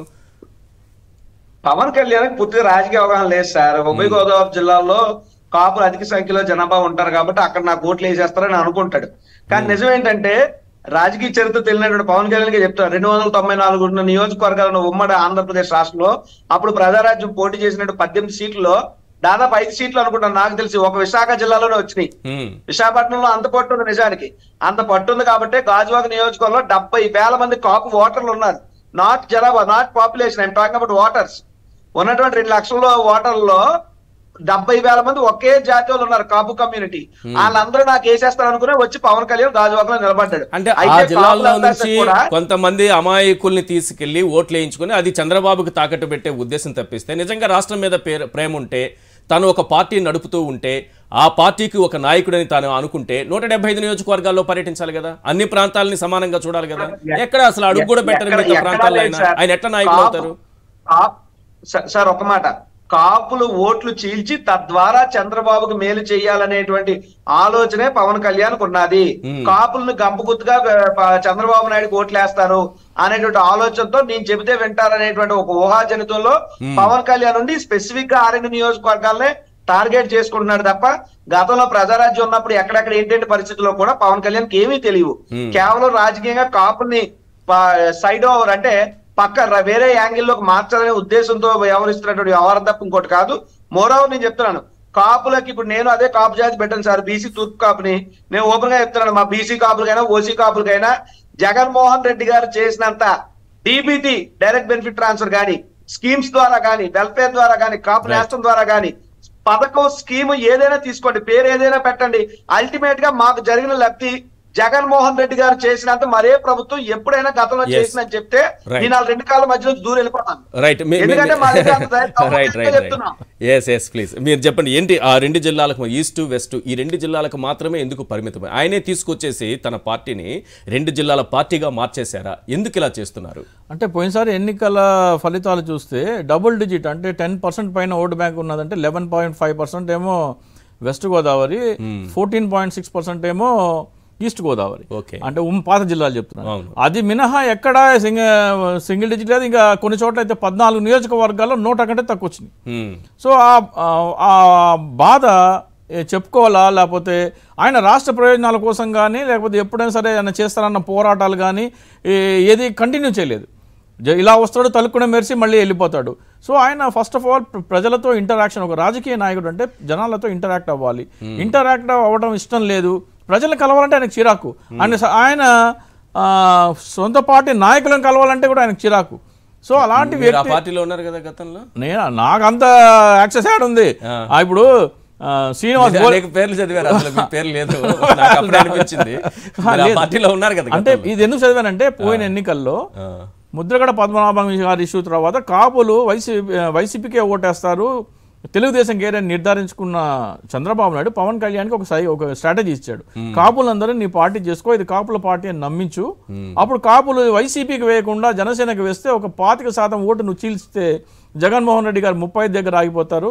నువ్వు 25తో నువ్వు కొన్ని సీట్లు వేసుకుంటావు, నేను 40%తో నేను బయటపడతాను అనే స్ట్రాటజీ ఇది. సో వాళ్ళ పని ఎన్నికలు అయిపోయిన తర్వాత వెంటనే ఇప్పుడు కూడా అదేనా 6 జిల్లాలకే పరిమితం కావడం? ఇప్పుడు కాపు ఓటు బ్యాంక్ ని ఎటు కావాలంటే అటు మరలించే ఒక సాధనం చంద్రబాబు నాయుడు జనసేన ఏర్పాటు చేసింది. ఎందుకంటే పవన్ కళ్యాణ్ ద్వారా కాపు ఓటు ఎటు సైగా చేస్తే అటు ఓటు వేయించడం కోసం ఒక వేదిక ఏర్పాటు. అంటే పవన్ కళ్యాణ్ సొంతంగా వచ్చి టీడీపీలో ప్రచారం చేస్తే కాపులు నమ్మరు, ఒక పార్టీ పెడితేనే నమ్ముతారు. ఇప్పుడు ఆయన ఏమన్నారు, 10 సంవత్సరాలైనా సరే కాపులు టీడీపీతో పొత్తు పెట్టుకోవాలంటున్నారు. సో అంటే 2029 కూడా వదిలేశారు. 10 రాసిచ్చారు. సో ఇవన్నీ ఏంటంటే కాపులు ఎస్పెషల్లీ వాళ్ళు కళ్ళు తెలవాల్సిన అవసరం ఉంది, వాస్తవాలు గ్రహించాల్సిన అవసరం ఉంది, విశ్లేషణ చేసుకోవాల్సిన అవసరం ఉంది. కేవలం వ్యక్తి పూజ మానసిక రోగంతో గుడ్డిగా పవన్ కళ్యాణ్ని అనుసరిస్తే వాళ్ళు ఇక్కడ ఒకటి అర్థం చేసుకోవాలి, కాపులు కేవలం కాపు ముఖ్యమంత్రి కావాలనే భ్రమలో ఉంటే మాత్రం అది ఎప్పటికీ సాధ్యం కాదు. ఎస్పెషల్లీ సినిమా వాళ్ళు అసలు సాధ్యం కాదు. అది ఒక నాయకుడు తన స్వయం కృషితో కాపు సామాజిక వర్గానికి ముఖ్యమంత్రి అయితే సంతోషించాలి, కానీ అతనిని ముఖ్యమంత్రి చేయడం కోసం కెపాసిటీ లేని, సామర్థ్యం లేని పవన్ కళ్యాణ్ నాటి వాళ్ళని వెనకాల పెట్టుకుంటే అది ఎప్పుడు సక్సెస్ అయ్యే అవకాశం లేదు. రైట్, థ్యాంక్ యూ అండి చింతా రాజశేఖర్ గారు చర్చలో పాల్గొన్నందుకు. సామంచి శ్రీనివాస్ గారు, అలాగే కొండా రాజీవ్ గాంధీ గారు, thank you so much sir. ఇది వాళ్ళ చర్చా కార్యక్రమం చూస్తూనే ఉండండి సాక్షి టీవీ.